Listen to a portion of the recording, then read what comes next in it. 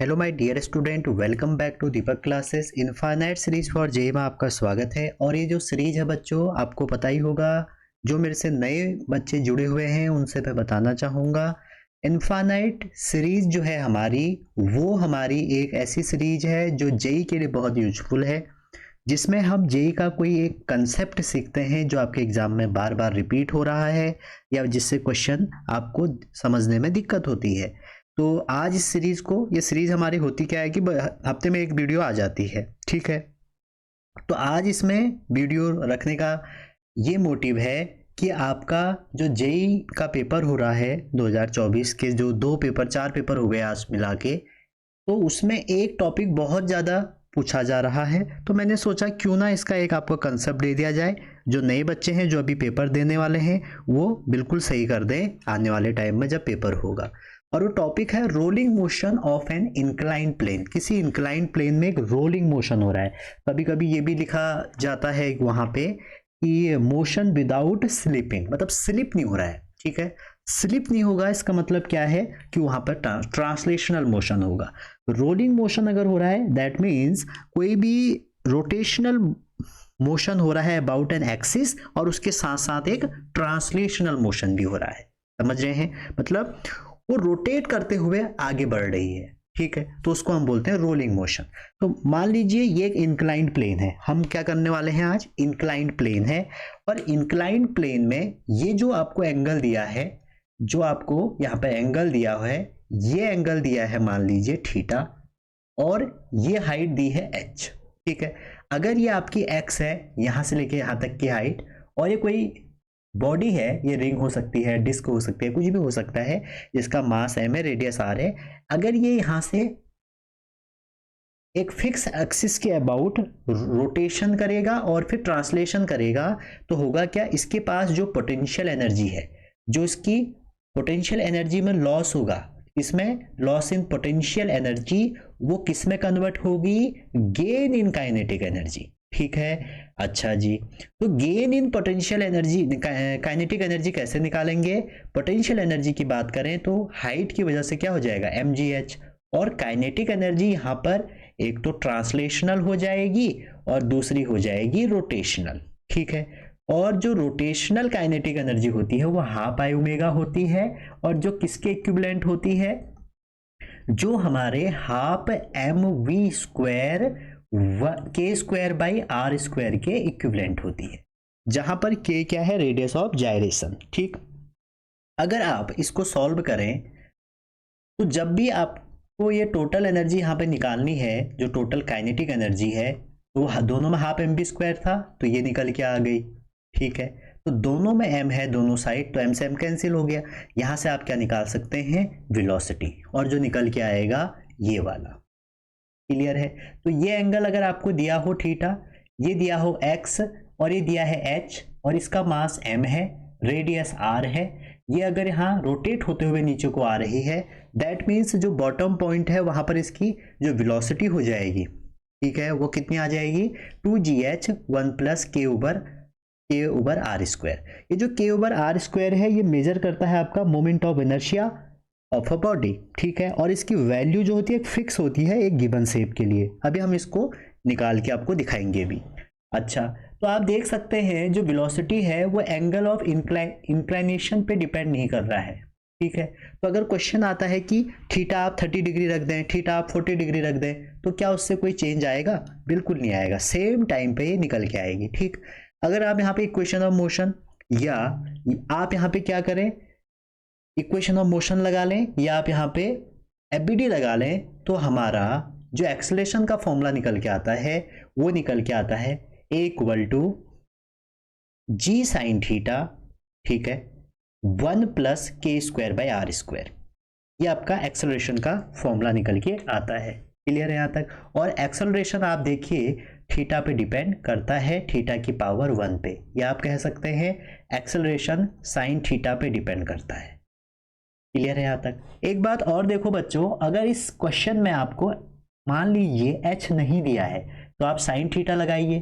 Sine theta क्या होता है, परपेंडिकुलर ओवर हाइपोटेन्यूज। अगर ये 90 डिग्री है इंक्लाइन प्लेन का, तो ये h की वैल्यू कितनी आ जाएगी, x sine theta,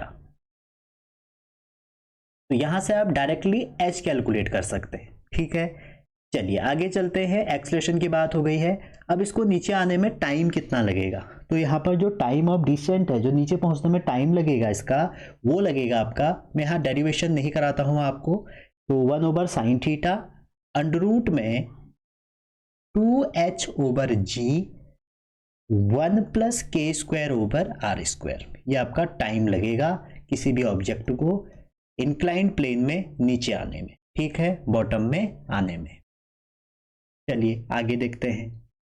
second point है, एक टेबल है इंपॉर्टेंट जो आपको आनी चाहिए। तो देखो ये जो k²/r² है, ये हमारा मेजर करता है इनर्शिया। कैसे देखो, जैसे रिंग है, जितना आपका रिंग का रेडियस ऑफ जायरेशन होता है उतना ही आपका होलो सिलेंडर का होता है। ठीक, अब रिंग का जो रेडियस ऑफ जायरेशन होता है ना बच्चों, k होता है r, आप अगर देखेंगे, ठीक है, तो k²/r² की वैल्यू कितनी आ जाएगी, 1 आ जाएगी।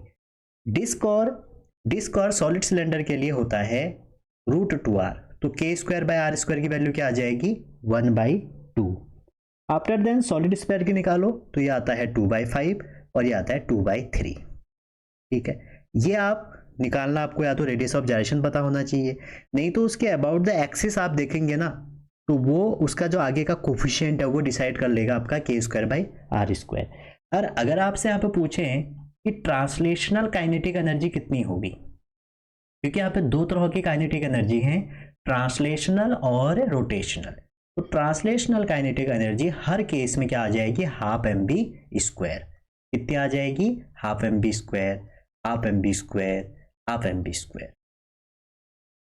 आपसे कह देंगे कि रोटेशनल काइनेटिक एनर्जी कितनी होगी। देखो रोटेशनल होती है ½ क्या होती है, ½ या इसकी वैल्यू होती है ½ k²/r²। तो k²/r² इसके लिए कितना है, 1 है, तो इसकी भी ½ हो जाएगी। इस वाले के लिए कितना है, 1/2, तो इसका क्या हो जाएगा, 1/4 इसके लिए कितना है, 2/5, तो ये कितना हो जाएगा, 1/5 इसके लिए कितना हो जाएगा, 1/3 क्लियर। अगर आपसे पूछेंगे कि टोटल काइनेटिक एनर्जी कितनी होगी, तो टोटल क्या हो जाएगी, दोनों का सम, तो उसका फॉर्मूला क्या हो जाएगा, ½ और दोनों को ऐड करेंगे तो 1+k²/r²। तो आपको k² + r² में 1 ऐड करके निकालना है, तो इसकी हो जाएगी ½ × 2, यहाँ हो जाएगी ½ बस k²/r² की वैल्यू रखिए इंटू 3/2, और सेम यहाँ पे हो जाएगी ½ और डायरेक्ट यहाँ से क्वेश्चन पूछे जा रहे हैं। ठीक है, क्या आ जाएगा 5 to 7/5 और लास्ट है 2/3, तो 2/3 में कितना आ जाएगा, ½ 5/3। ठीक है, तो यहां से अब क्वेश्चन क्या आएगा, देखिए कि ये रोटेशनल और ट्रांसलेशनल का रेशियो बताओ। ठीक है, तो 1 आ जाएगा। आपको फॉर्मूला अगर ये पता है, ये फॉर्मूला पता है कि क्या लगेगा, ये पता है, तो आप वहीं पर ड्राइव कर सकते हैं। बस आपको ये दिमाग में सेट करना है कैसे निकालना है करके। ठीक, आगे चलते हैं। आगे ये है एक आपके पास सॉलिड है, एक होलो स्फीयर है, शेप दोनों का सेम है, दोनों अगर रोल डाउन करके नीचे आएंगे तो कौन पहले पहुंचेगा। तो सिंपल सी बात है, जो हमारी स्पीड होती है वो किस पे डिपेंड करती है, 2gh/1+k²/r²। तो भैया 2gs तो सेम रहेगा, तो जिसका ये वाला जो पार्ट है, ये अगर किसी का ज़्यादा आएगा तो स्पीड कम आ जाएगी, कम आएगा तो ज़्यादा आ जाएगी। तो रिंग के लिए k²/r² की वैल्यू कितनी होती है, 1, तो 1 और 1 2, तो रिंग 2 हो जाएगा। तो रिंग अच्छा ये इसमें क्या है, रिंग नहीं है, इसमें दोनों हमारे क्या है, सॉलिड और होलो स्फीयर है। तो आप देखिए जो k²/r² है, k²/r² किसके लिए, आपका सॉलिड के लिए। जो सॉलिड स्फीयर है उसका k²/r² कम होता है as compared to hollow sphere के। अगर आपको मैं अभी पीछे लेके चलूँ, सॉलिड का हमने कितना बताया था, सॉलिड का बताया था 2/5 और ये 2/3, 2/5 कितना हो गया 0.4 और ये हो गया 0.6। अगर किसी का ये ज़्यादा है k²/r², तो इसका मतलब क्या हो जाएगा, उसकी वेलोसिटी क्या हो जाएगी, कम हो जाएगी। तो सॉलिड वाले की यहाँ पे वेलोसिटी क्या हो जाएगी, ज़्यादा हो जाएगी, क्योंकि सॉलिड का कम है, तो सॉलिड वाला पहले आ जाएगा। सेकंड जो इसमें है वो ये है, एक रिंग है, एक सिलेंडर है। अच्छा ये सिलेंडर जो है ना, ये सॉलिड सिलेंडर है, एक रिंग है, एक सॉलिड सिलेंडर है, ठीक है, डिस्क हटा दो क्योंकि डिस्क और उसमें फिर एक ही कंफ्यूजन ना हो, और एक सॉलिड स्फीयर है। कह रहे हैं कि अगर तीनों को फेंकेंगे तो पहले कौन आएगा, तो आपको देखना है इस वाले का ये जो k square by are square है वो ज़्यादा है, जिसका ये ज़्यादा होगा वो देर में आएगा। तो अगर आप देखें जो रिंग है आपकी, ठीक है, जो रिंग है आपकी उसकी जो वेलोसिटी होगी वो क्या हो जाएगी, लीस्ट हो जाएगी। रिंग की जो वेलोसिटी होगी वो लीस्ट होगी, और जो स्पेयर है उसकी जो वेलोसिटी होगी वो क्या होगी, वो मैक्स होगी। क्यों होगी भैया ऐसा, क्योंकि इसके लिए जो k square by are square है वो मैक्सिमम होता है, 1 होता है। तो जो 1 plus k square by are square की वैल्यू आएगी वो कितनी आ जाएगी, 2 आ जाएगी। तो 2 सबसे ज़्यादा वैल्यू होगी। अगर ये 2 आ गया तो ये क्या आएगा, मिनिमम आएगा, और अगर ये कम आएगा तो ये ज़्यादा आएगा। तो ये क्वेश्चन भी पूछा जाता है, ये एनसीईआरटी का है। आगे हम थोड़ा कंपेयर करते हैं इसमें। अगर आप एक केस लेते हैं रोलिंग का, तो रोलिंग में होता क्या पता है, रोटेशन होगा, और रोटेशन उसका जो अबाउट जो एक्सिस है वो चेंज होता रहेगा, उसके साथ साथ ट्रांसलेशन भी होगा, ठीक है। तो रोलिंग में आपने वेलोसिटी का फॉर्मूला पढ़ लिया। रोलिंग में क्या होता है, 2gh 1 plus k square by are square, ये रोलिंग में है। अब अगर मैं इसको स्लाइडिंग में लगा दूं, स्लाइड होके आ रही है कोई भी, ठीक है, यहाँ पर कोई भी एक बॉल है, स्लाइड होके नीचे को आ रही है, ठीक। तो जब वो स्लाइड लेके नीचे को आएगी तो क्या होगा, देखिए जैसे ही बॉल नीचे को स्लाइड होके आएगी तो आप फ्री फॉल वाली इक्वेशन लगा दो, तो उसकी स्पीड कितनी होगी, 2gh। और अगर सपोज फ्री फॉल हो रहा है, ठीक है, अगर फ्री फॉल हो रहा है तो फ्री फॉल में मान लीजिए यहाँ पर कोई बॉल है वो नीचे को फेंक रहे हैं, तो उसकी भी स्पीड कितनी हो जाएगी, 2gh, ठीक है। हो सकता है ना कई बार रेशियो पूछ लें। और एक्सेलरेशन अभी भी आपने निकाला, क्या होगा, g साइन थीटा अपॉन में 1 plus k square by are square. और यहाँ पे एक्सेलरेशन आपने एफडीडी से देखा होगा, g साइन थीटा होता है, और यहाँ पे कितना हो जाएगा, only g, acceleration due to gravity. तो हो सकता है कंपेयर करवा दो कभी, ठीक है ना। तो ये एंगल थीटा है सब में, ये थीटा है और हाइट सबकी सेम है। आगे देखो एनर्जी मैंने आपको बताई, इससे बहुत क्वेश्चन आते हैं। एनर्जी अगर आपको ट्रांसलेशन की पूछी जाएगी, सिर्फ ट्रांसलेशनल मोशन की एनर्जी पूछी जाएगी तो ये होगी। और अगर आपको रोटेशन की एनर्जी पूछी जाएगी तो mv स्क्वायर इंटू, आप ये वाला तैयार करिए फॉर्मूला, हाफ आई ओमेगा में कंफ्यूजन होता है। वैसे तो ये भी होता है, अगर आपको आई ओमेगा दिया है तो फिर ये लगाओगे, अदरवाइज ये यूज करना हर जगह। और टोटल कितनी हो जाएगी रोलिंग मोशन में energy, half mv square, total क्या, kinetic energy, k square by R square. आपको इन दोनों को ऐड करना है तो ये निकल के आएगा, ठीक हो गया।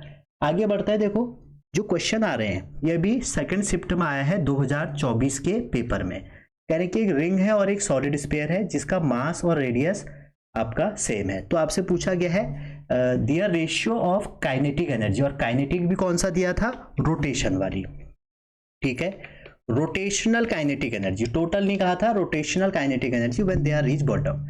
अब देखो विदाउट स्लिपिंग, स्लिप नहीं कर रहा है, तो देखो half M V square V square by K square by R square होता है, half M V square K square by R square होगा। अभी भी मैंने आपको बताया एक रिंग है तो ऊपर वाला किसके लिए है, रिंग के लिए, और नीचे वाला ये किसके लिए है, स्पेयर के लिए। अब आप देखिए हाफ एम बी से हाफ एम बी कट गया, तो K square by R square ring के लिए कितना होता है 1, और स्पेयर के लिए कितना होता है, सॉलिड स्पेयर दिया है तो 2/5, तो आंसर कितना आ जाएगा 5/2, ठीक है। इस क्वेश्चन में डाउट है, हो सकता है इसमें टोटल का पूछा हो, वो जिस बच्चे ने क्वेश्चन बताया उसको थोड़ा डाउट है इसमें कि सर रोटेशनल थी या रोलिंग थी, ये पता नहीं था। टोटल होगा तो टोटल वाला यूज करोगे, ठीक है। आगे चलते हैं, आज जो पेपर हुआ 29 वाला, उसका जो क्वेश्चन था 29 का जो क्वेश्चन आपका आया था वो इससे भी सरल आया था। उसमें आपको एक इंक्लाइंड ऐसे प्लेन बनाया था, और यहाँ पर एक कोई सॉलिड सिलेंडर रोटेट नीचे को आ रहा था, ठीक है। कह रहे थे इसका एक्सेलरेशन बताइए अगर ये एंगल आपका कितना हो, 60 डिग्री हो, और ये क्या था, सॉलिड स्पेयर था।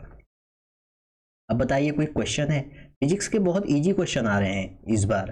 तो जी साइन थीटा ये हो जाएगा 1 प्लस के स्क्वायर बाई आर स्क्वायर, तो जी तो जी रहा, और साइन कितना रख दो 60, और देखिए के स्क्वायर बाई आर स्क्वायर की अगर आप वैल्यू रखें जो के स्क्वायर होता है सॉलिड के लिए 2/5 होता है, ठीक है। तो 1/2/5 डायरेक्ट, तो ये कितना आ जाएगा, इसको सॉल्व करिए, ये आ जाएगा आपका g इंटू √3/2 sin 60 की वैल्यू, अरे 5 और 2 7 हो जाएगा ना, ये आ जाएगा 7 इंटू 2 इंटू 5, सॉरी क्या कर रहा हूँ मैं, फिर के ये हो जाएगा, इसको नीचे वाला पार्ट सॉल्व कर लीजिए, 1 + k² और r² को, तो हमारा ये कितना आ जाएगा, ये आ जाएगा sin 60, और ये हो गया 2/5, सॉलिड स्पेयर दिया है तो 5 और 2 7 हो जाएगा, तो ये आ जाएगा आपका 7 g5, और साइन जो हमारा वो होता है 60 की जो वैल्यू होती है वो कितनी आ जाएगी, सॉलिड सिलेंडर, अरे यार सॉलिड सिलेंडर दिया है तभी तो कंफ्यूजन हो रहा है, सॉलिड सिलेंडर दिया है, स्पेयर नहीं दिया, सिलेंडर दिया है, तो सिलेंडर के लिए, सॉलिड सिलेंडर के लिए जो वैल्यू होगी वो कितनी होगी, हाफ होगी, ठीक है ना। तो ये आ जाएगा आपका इंटू √3/2, और ये आ जाएगा 2 और 1 3, तो ये आ जाएगा इंटू 2/√3, इससे कैंसिल हो गया, तो g/√3 आंसर था। आगे देखो अगला क्वेश्चन, ये हमारा है 2023 का, मैंने 1-2 क्वेश्चन उठाए हैं इसमें, ज़्यादा नहीं उठाए हैं।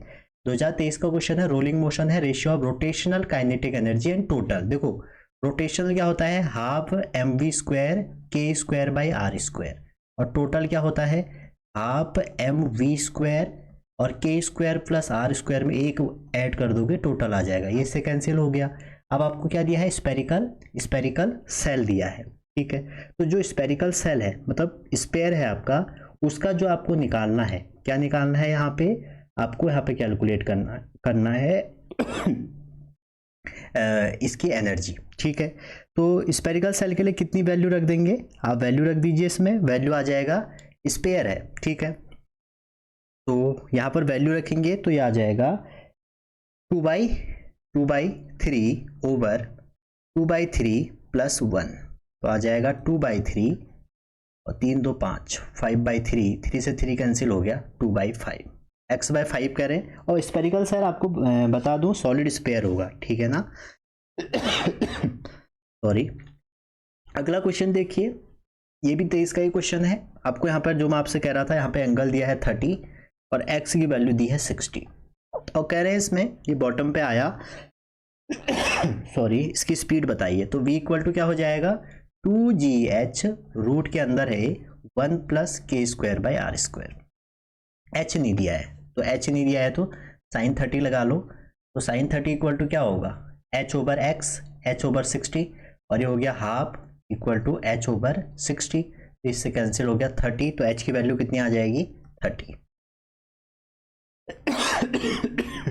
ठीक है भैया, तो 30 सेंटीमीटर h आ गया।